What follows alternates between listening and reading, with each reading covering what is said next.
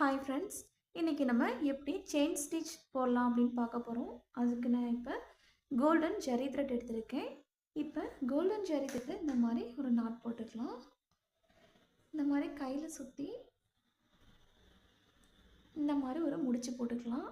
அதுக்கப்புறம் எப்பயுமே இந்த த்ரெட் எடுக்கும்போது இப்படி தான் பிடிச்சிக்கணும், பார்த்துக்குங்க.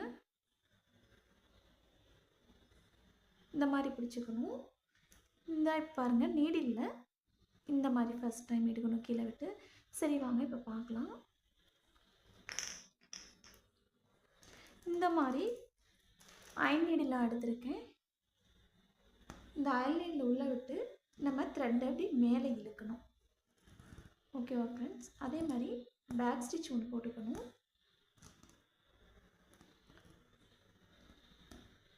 ஒரு சுற்றி இப்படி லைட்டாக டேர்ன் பண்ணி அப்படியே இழுக்கணும். பார்த்துக்குங்க.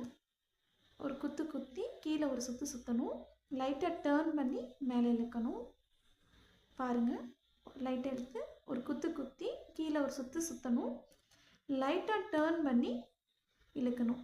ஒரு குத்தணும், கீழே ஒரு சுற்றணும், லைட்டாக டேர்ன் பண்ணி மேலே இழுக்கணும். ஓகேங்களா?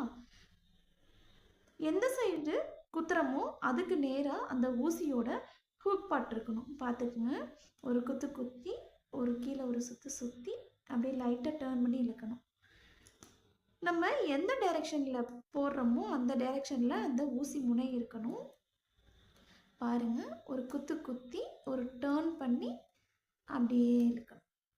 ஒரு குத்தி கீழே ஒரு சுற்றி டேர்ன் பண்ணி இழுக்கணும். இப்போ எப்படி என் நாட் போடுறதுன்னு பார்க்க போகிறோம். இந்த இதை லாங்காக எடுத்துட்டு பக்கத்துலேயே ஒரு குத்தி கீழே இருக்க த்ரெட்டை எடுக்கணும்.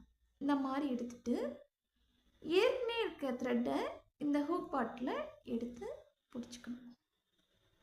பாருங்கள், இப்போ நாட் விழுந்துருச்சு. ஓகேங்களா? Thank you friends.